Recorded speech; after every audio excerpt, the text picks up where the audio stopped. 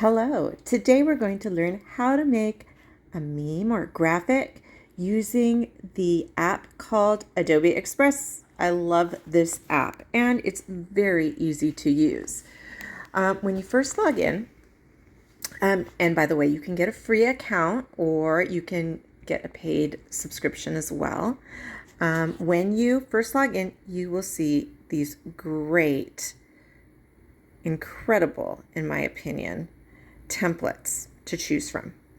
Now, depending on what app you're going to post on, that will determine which size of meme or graphic you're going to choose. So you can see here we have the Instagram posts, we have logos, we have YouTube thumbnails, collages, Facebook posts, which also work pretty well for Twitter posts. And if you do have the paid subscription, you can change the size on any of the templates. You can just click View All, and then you can see, what do I want it to look like? And you can change these templates a lot, but if you find one that you're going, wow, that's a great starting point for me. Like this one. Oh my gosh, I really just, the colors call out to me. So what you're going to do is you're going to click on it as I just did by touching it with my finger. And then at the bottom, it says remix this template. I'm just going to quickly click on that. Unfortunately, I chose one where there's missing fonts. That's okay. I'll still edit the copy of that. And the fonts have changed a little bit, but that's okay because I was going to change the use of the fonts anyway. Now, depending on what you want to do, you're usually going to delete all the text. So in order to do that, you just select the text. And oftentimes the text, there's actually on top of the entire thing, I don't know if you can see this, but there's a filter on the top that gives it like this antique, vintage look. And you know what? I really like that. So I'm going to just kind of put that to the side. And then I'm going to select the text. And then along the bottom, right now, you can see in the middle, kind of in the middle bottom of the screen, there's the main menu. This menu has so many different options here. And in each one of these menus, you get more options, even further down on the bottom. But under Edit, that's where you have your delete option. So I'm going to delete that text. You could just edit it too. In order to go back, there's a go back button on the top of the screen, right next to where you see number 1. I can click go back. Then I can just click on it. And instead of pressing delete, I can click edit. And I can change the text. I'm going to write, right now I'm going to write a very good message. Stop racism.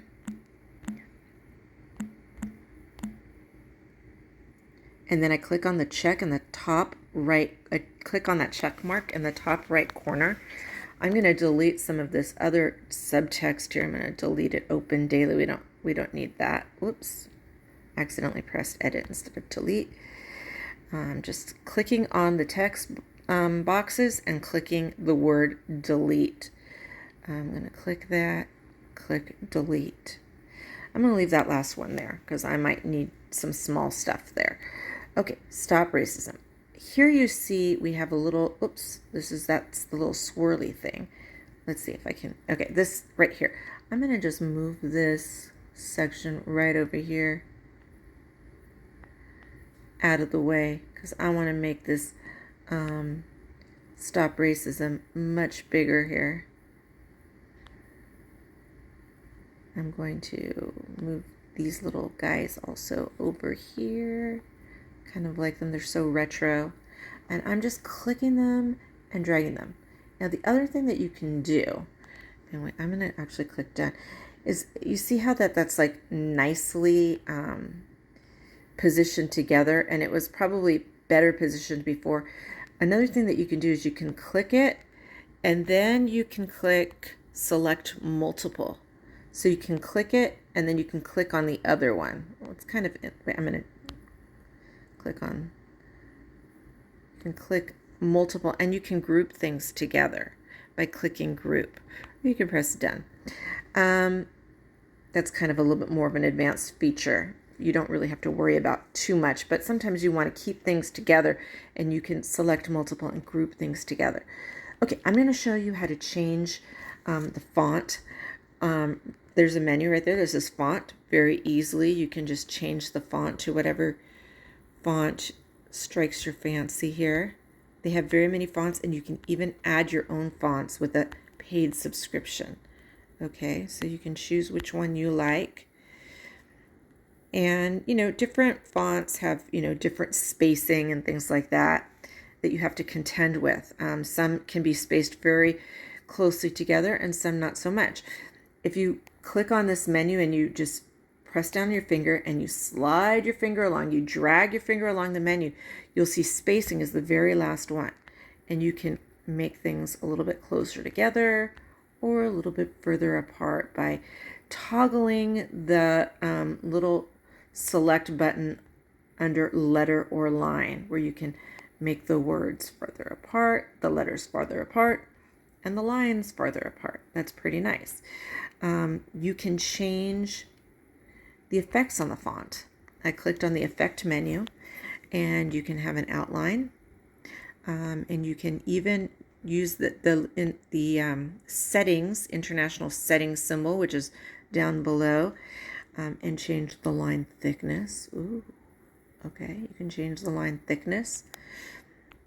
And then you can make your text transparent, the color inside transparent if you want, and just have the outline. It's kind of interesting as well. Let's try it here like this. Stop racism. Pretty cool. Click done, or you can cancel that. You can have a shadow effect. And you can also change the distance of the shadow, the angle of the shadow. Pretty cool. Click done when you're done. And you can also change the shape. Let's take a look at the settings for that. For this setting, and by the way, I clicked the settings also before when I was looking for the shadow. There's all different kinds of shapes that you can use. And they're all really interesting. Some are much bigger, some are much smaller. I'm going to show you with this one right here. I'm going to show you with the circle. You can actually mask the text so you can see through what's behind. And the cool thing about that masked text, if you have some kind of really cool picture in the background, it can really pop out and stand out. And you can just cancel if you don't like it. After you press done, if you don't like the changes, you can just click the go back button and go back to how you had it before. Another thing that you can do as far as the text is concerned, and with anything that you select, is you can go to the adjust menu, and you can click rotate, and I'm just toggling the little selector here to rotate it. Or you can nudge it. You can make it go down or up or left or right. And one cool thing about this app that I like is it kind of gives you guidelines. So when you get to the middle, you see that the pink little dots that are coming in the middle there. And then when you get to the middle, the other way, it will give you lines going the other direction. So you get a crisscross when it's smack dab in the middle. All right. Then you can change that bottom font to anything you want. You can add the cool vintage thing back on top. I'm just moving it out of the way so I can select this font. And I'm going to just go back to edit, click again on edit, and then I'm going to put "It's up to all of us."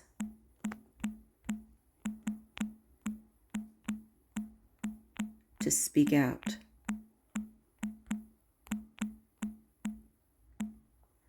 Okay. And now you see it's kind of like all bundled up. I'm going to show you one more really cool thing that you can do. I'm going to make it a little bit bigger so you can see it a little bit bigger. Like this. There's 3 lines there.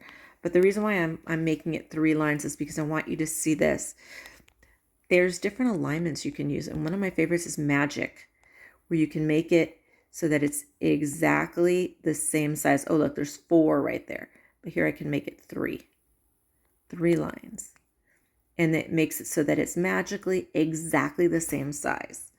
Or, you have your others. You have curved, where you can make it in a circle. Okay, I don't really have a need for that. Oh, by the way, if you click it again, it's just 1/2 of the curve. And one cool thing that you can do with this is you can make each word separate, and you can kind of make like a swirl with it, or a curve that goes up and down. It's just a great way to curve your words, which is kind of nice. And then there's also the grid. It's up to all of us to speak out. Okay, that's kind of harder to see that way. You get different, you get all different kinds of rotated words and things like that. But I think I'm going to just go back to the magic. It's up to all of us to speak out. And I can add it. I can go back to the font and I can add an enter if I want more words on the bottom line. I'm going to show you what I mean. A return carriage or an enter.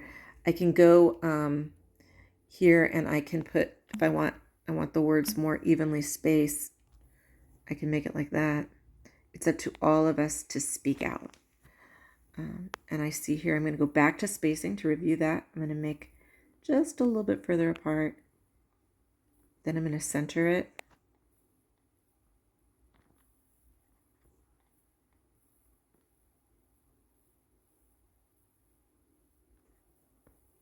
Sometimes it's kind of hard for that thing to come up. Okay, I'm just going to center it by my own look because it's not coming up. Sometimes it does. Sometimes you just have to kind of keep going back and forth until finally it does. Okay, and here we go. Here it is. Stop races. I'm gonna move these little guys out of the way again. Put it down here.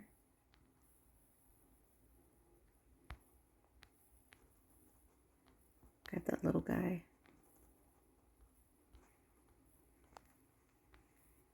Put that right there.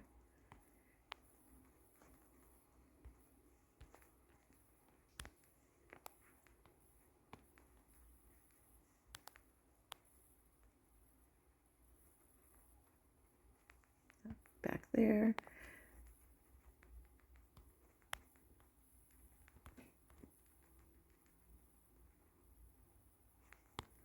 And there, whoops.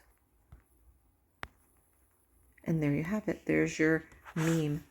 One thing that you might consider doing that I try to do often is, write your name or your handle, your social media handle somewhere really small.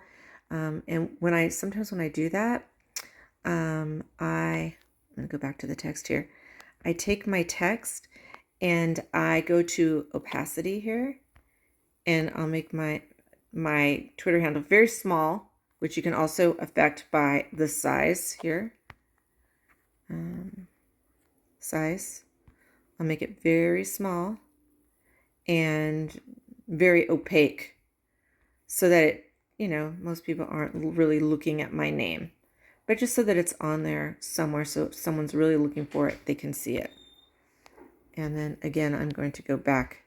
Whoops, not quite far. Sometimes you don't press done, and that's what happens. There we go. So as I end this video for you, I'm going to show you just how to save it before we finish. To save it, if you see on the very top left corner, there's that little arrow with the down arrow. So you're going to click Export to File, and then you can choose Images and Download. And there you have it. Your first project is done. Thank you for listening, and have a wonderful rest of your day.